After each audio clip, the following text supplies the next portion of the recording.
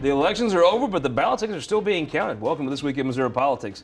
I want to jump right into the show this week with the newly elected House Majority Floor Leader for next session, Representative Dean Plocher. Congratulations. Well, thank you, Scott. It's great to be on the show again. I really appreciate you having me on. Before we talk about your win as floor, let's talk about the House Republicans' win. I mean, a supermajority in a year where the top of the ticket falls 4 points. There were projections by some you would lose several seats. You returned your supermajority. How did that happen? Well, I don't think it was a shock within us. We knew we worked hard. We had a great ground game. You have to give kudos to HRCC, the effort that they put in. We work hard. It's a grassroots effort. I think really what resounded with the voters was our platform as conservatives held state and held serve. And we lost one rep. Sorry to see Representative Helms go, but really, when we were predicted to lose up to 7 or 8, I think it was a great day. I talked to some Democrats when they came in for their caucus, and they said one difference was they didn't do doors. A lot of Republican candidates thought it was okay in their community to do doors. And then the defund the police movement was something that, while I understand it resonates very much in the urban core, even when you get to the suburbs, that is not positive. Then the further you go, by the time you get to McDonald County, it just can't carry. True. Well, Senator Koenig proved that to be true. Yeah. He started hitting doors from day one. Others that were opposing the other side were standing on the corner simply waving flags. Senator Koenig engaged his constituents, went door to door, and had the right message. We need to stand by law enforcement. Let's talk about your message. Running for floor leader, you go all over the state. If you go to everybody's district and house and stuff, what would your pitch be to someone in West Plains or someone in Holt County of why you should have been elected floor leader? Well, we have this supermajority, and it's easy when you have a supermajority to point fingers. We might be going this direction or that direction. We have urban and rural Republicans that represent very diverse districts, different priorities. And it's important to me when we have the majority that we have, that we stay united, that we stick together, and that every district have a voice on the floor. And that's what I grew up with 5 years ago. Watching Speaker Richardson, and I think it's important to continue as Speaker Vescovo, I know will, Speaker Haar. We have to continue the dialogue and hold the majority together. What are a couple of issues you think are going to be at the forefront of that session that they'll say the gentleman from St. Louis County that'll start? Well, in terms of what we're going to be hitting on? Well, I mean, I think one of the pressing new issues is COVID liability. No one could have foreseen COVID. I applaud Governor Parson with how he has handled the issue, leaving things up to local control. But this COVID liability thing needs to be addressed. Businesses are crying out, listen, we're facing inordinate exposure here, not to our own fault. We need some protection. I think that is going to be something that hits on. We have deeper dives that I know will have to be discussed. And I want all the members of the caucus, and for that matter, the body as a whole, to have a say in that on the floor. That could be school reform, things like that. We also have eminent domain, I imagine, that we would be revisiting to protect our Missouri farmers from eminent domain. Let's talk about something that I know hits home to you. If I had to guess, there's a whole bunch of bills going to be filed about county health departments in a rural county like where I'm from.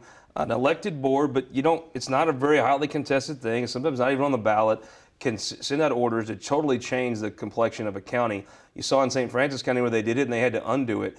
I assume they're going to get rid of a lot of those powers for health departments, but you have one of the most active health departments in St. Louis County. I assume you're going to see a bunch of legislation dealing with how a health department can order citizens around. Well, I hope the public is watching what's going on, and the disparity of how different health departments and different county executives, commissioners across the state are handling this issue is truly important. I think we need continuity. When we returned after COVID, the first COVID layoff that we had, it was starting to percolate, the disparities here. I, for one, I'm not for a complete shutdown. Our economy cannot take that. We need to have common sense. People should wear a mask. If you're in a crowd and a private business asks you to wear a mask, wear a mask. I have no problem wearing that mask. But I do have a problem with government coming in, trying to usurp our individual liberties and come in strong without necessarily the consent of the people. I think people should have a say in that. These county health departments need to have continuity of laws for how they're applying shutdowns. And these county executives maybe be overstepping their bounds. You're going to be the majority floor leader of Missouri House of Representatives. I'm just a simple hillbilly. But I kind of think, I know Vince Lampe, the commissioner in Butler County. I know Boots LeGrand. I know those guys. It seems to me like your top elected officials, kind of like they have in the city of St. Louis, should be the people making decisions that carry this much weight and gravity, not some board that maybe you know, maybe you don't, but certainly you don't see isn't high profile. It isn't a very sought after position oftentimes.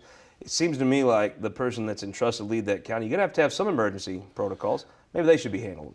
Well, President Truman comes to mind here. The buck stops here. An old commissioner. Yeah, well, somewhere along the line, someone has to make the final decision. And I think the chief executive for our counties, those leaders need to be the final say, not the health departments per se.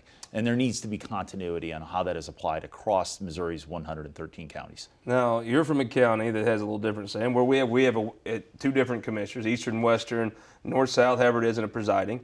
You're from a county that has an actual legislature with a county executive. If I had to guess, there's a lot of folks in your district and the districts that are Republican that are not happy with some of the shutdown orders and may want to do things a little differently.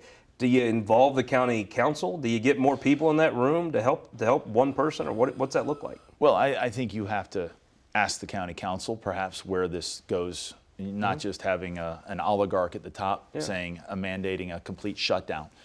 So yeah, I would lead to the legislature for St. Louis County, the county council, and ask those members that are duly elected where they stand on this issue, so that the greater good of St. Louis County is represented in that decision. So let's talk Amendment 3. You had to be, I got to say, I heard it from Carl Beard. I heard it from Todd Graves, Chris Voss. Oh, this is going to win. I was like, it's never going to win. Nobody's going to pay for this. Tony Luchtenmeyer told me it's going to win. I was like, well, there's no campaign. By George, they ended up winning. Kudos to them. How did that happen? It happened with strong leadership.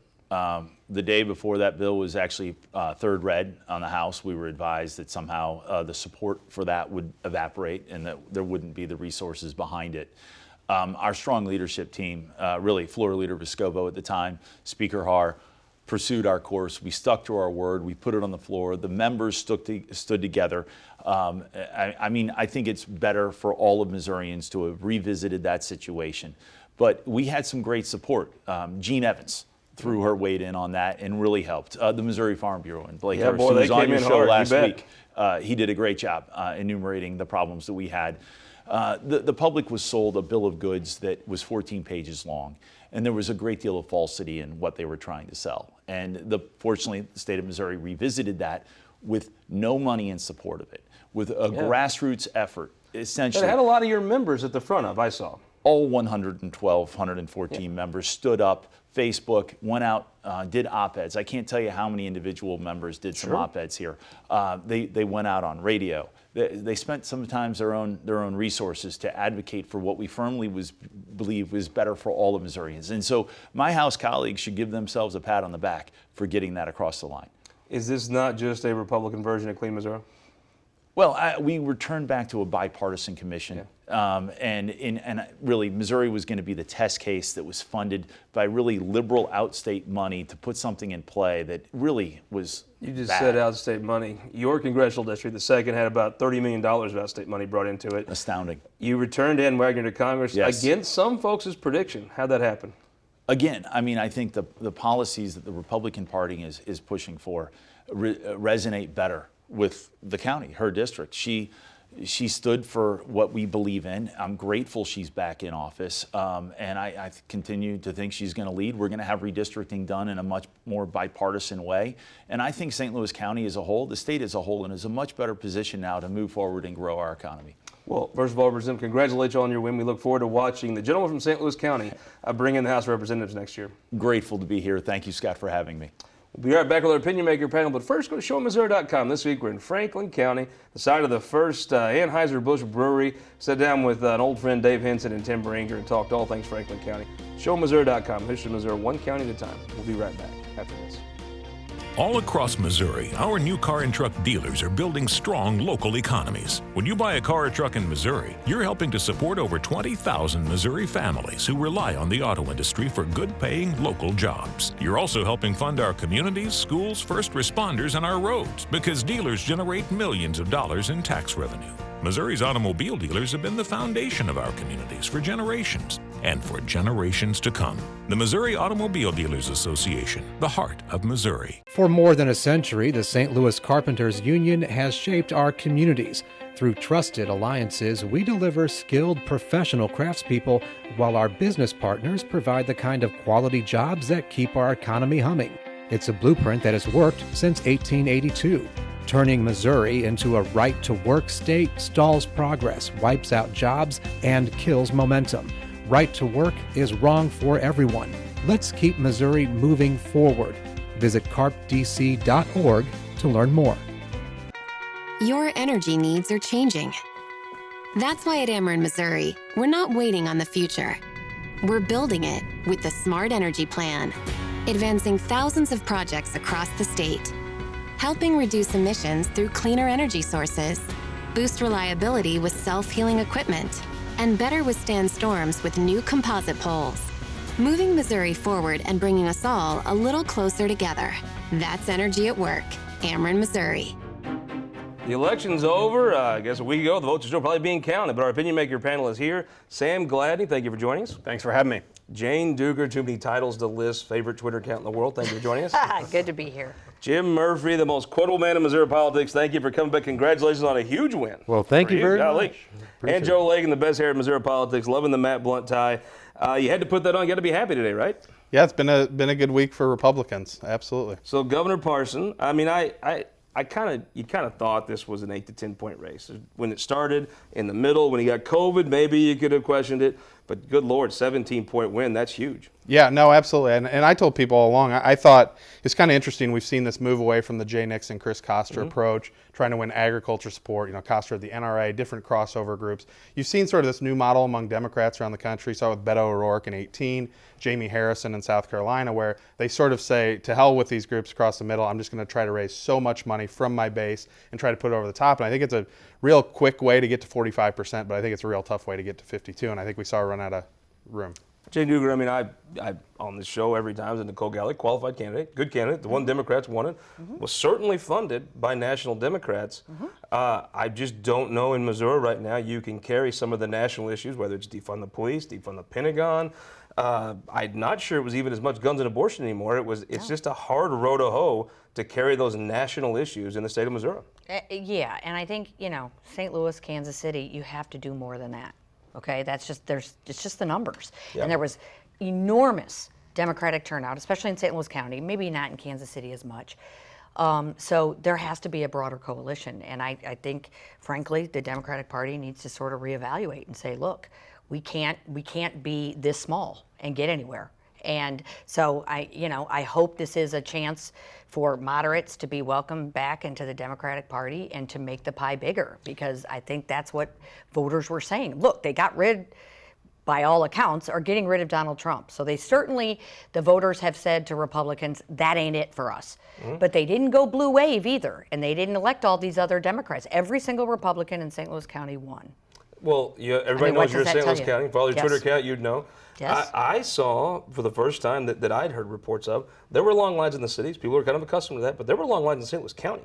And my assumption everywhere. is that was some Republicans coming out. We had record turnout in St. Louis County, so we hit almost 80%. So turnout wasn't the only thing that didn't work there. Sam Gladney, you look around the state. I mean, if you're Nicole Galloway, you look back and say, maybe there's a couple issues I could have ran on.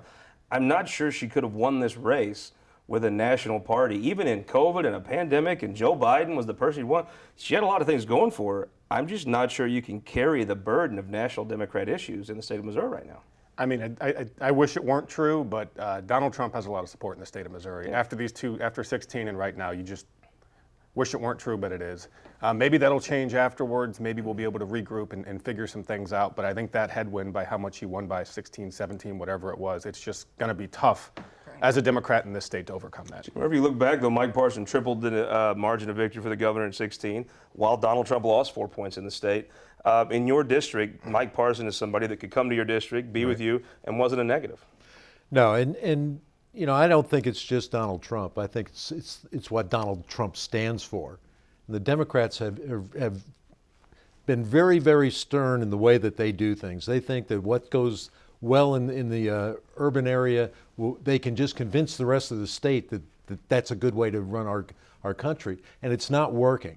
And it's like poking yourself in the eye. This is about the fourth cycle they've gone through. They don't change their messaging. They still want to kill our guns. They still want to do away with, they want abortions and things like that. And it's just not playing in Missouri.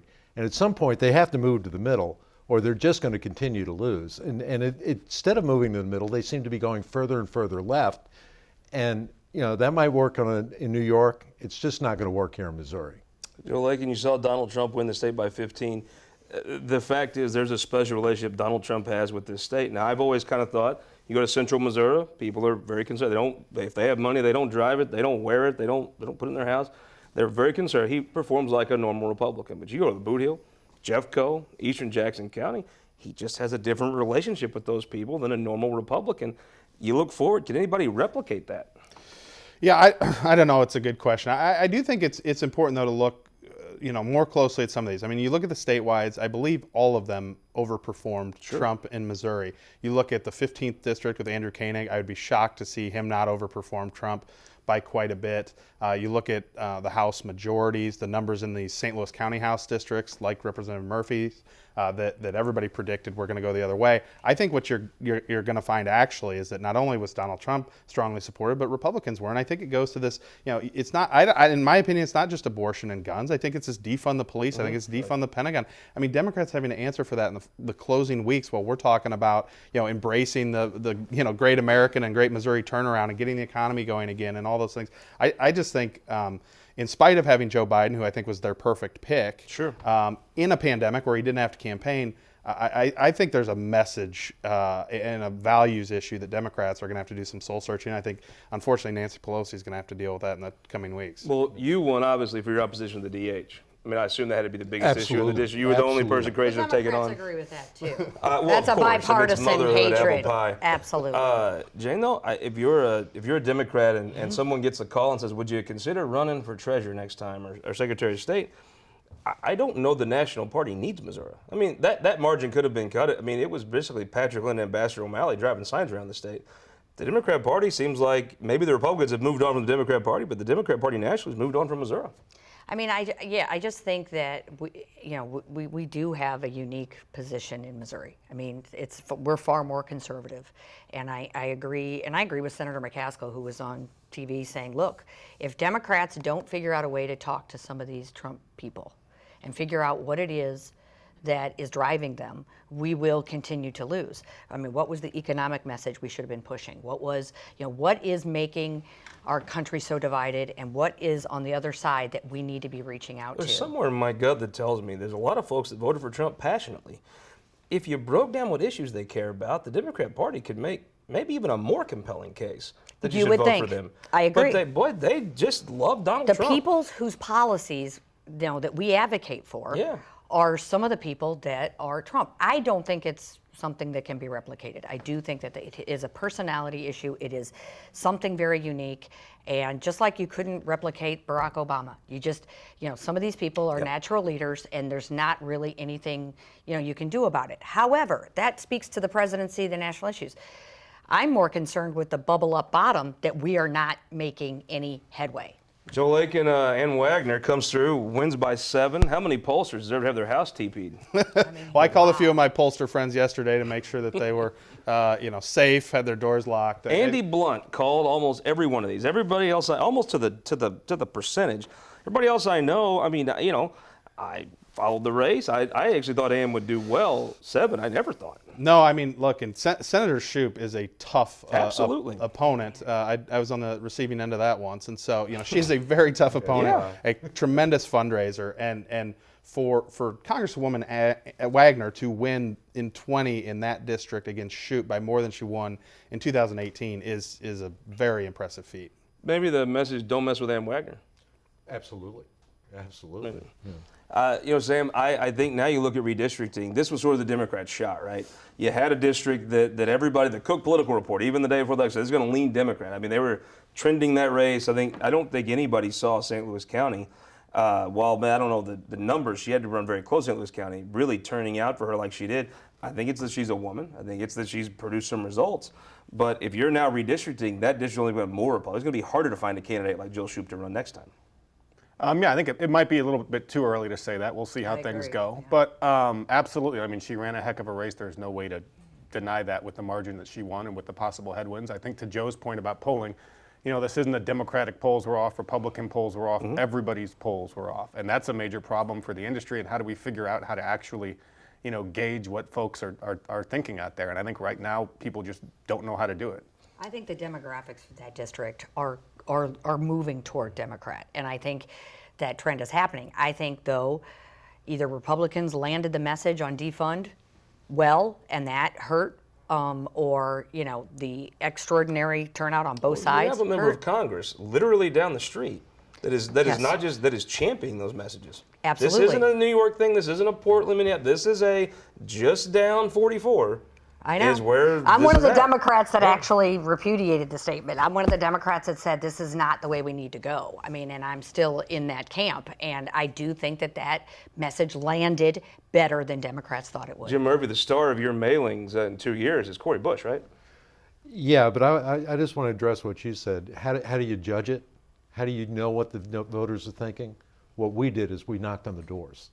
We were out there. I put picked this up. 47,000 pieces of literature on doors, and I talked to people every single day. And Democrats had a And different Demo- view of COVID, and they Democrats did knock on waved doors, right? signs. Yeah. That's a big Interesting. I difference. talked to some Democrat legislators this week that all came back to the Capitol, and that's one thing they said is, honestly, we feel like some of the races where we could have done a little better, maybe lost by just a little bit, was we totally backed off all our doors, and Republicans just went in and did them. But And it wasn't that close. I mean, I think when you step back, I'm sort of looking at Nicole really was not in this race then. No. I mean, if there hadn't been polling that had everybody all ginned up and that's not close. I don't think door knocking. Like a university poll is not gonna. Of course, it's gonna show more. But even liberals. in some of the good House Lord. races, ones I think people thought were going to be a lot closer were not close. Well, I would argue, though, I mean, whether that is determinative of an outcome or not, it can still be a horrible good thing. decision Right. that Democrats did that. Our company did 600,000 door knocks for Lindsey Graham in South Carolina, and Democrats weren't doing it.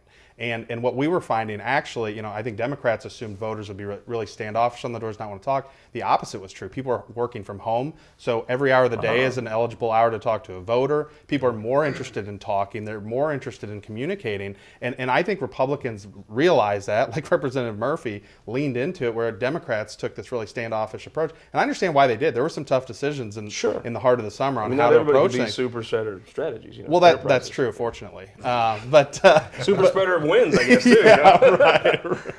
Sam Gladney, the legislature. I mean, I predicted they'd lose a seat in each chamber. They lost one seat in the House. They didn't lose any in the Senate.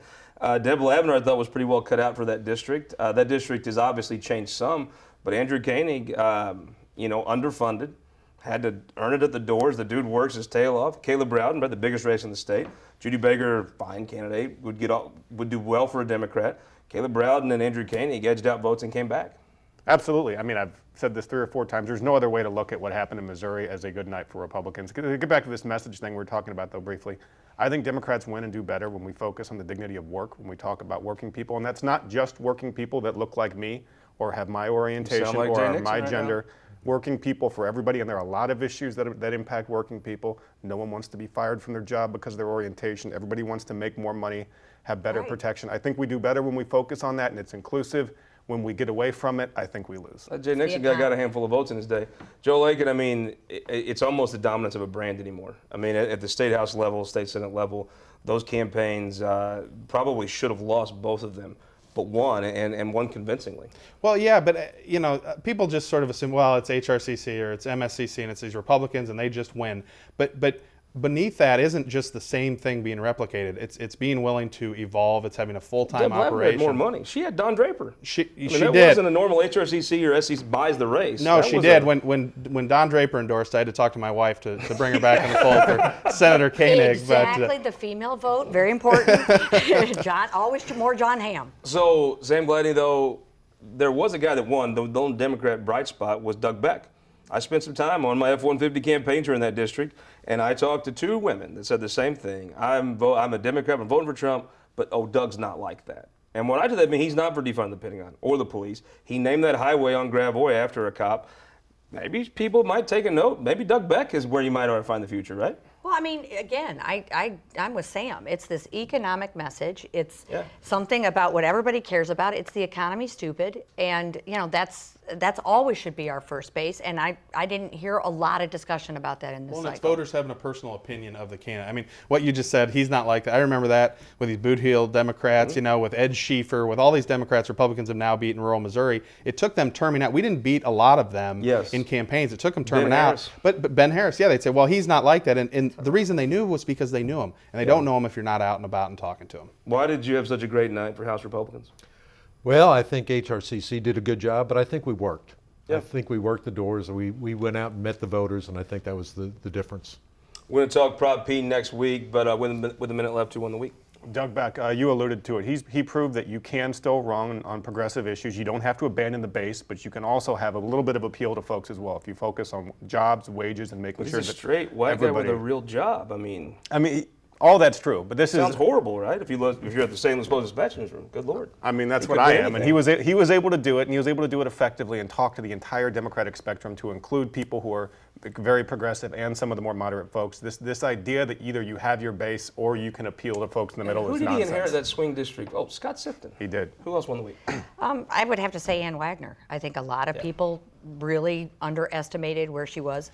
Jill is a phenomenal candidate. I mean, I'm sorry for her. She ran a great race. She did everything she was supposed to do, and it didn't work out. But, I mean, Ann pulled it out, and a lot of people underestimated her. Absolutely. Who won the week? I believe HRCC won it. We were supposed to lose 8 seats. We lost one seat by 30 votes. Scoreboard. Who won the week? Got to give it to Senator Koenig and his team. Every election he's run, he's predicted to lose, and every one he's run, he's won. So Kind of like Caleb Bratton over Columbia. Absolutely. He runs against these Titans, he's always going to lose, and then they count the votes and he wins. Absolutely. I'm going to say Mike Parson inherited the governor's office in a terrible time for the state, restored trust in the state, tripled the margin of victory for the Republican governor in 2016.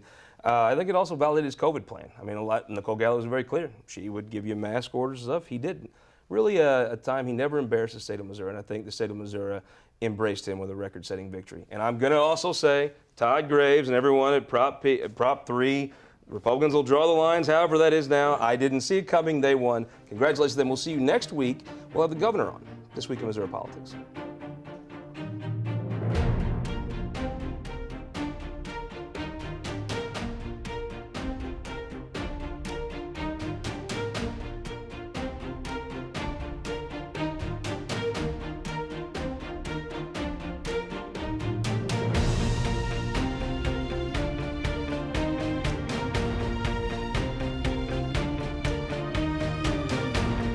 This Week in Missouri Politics, sponsored by the Missouri Association of Career Fire Protection Districts, Spire, and Sterling Bank.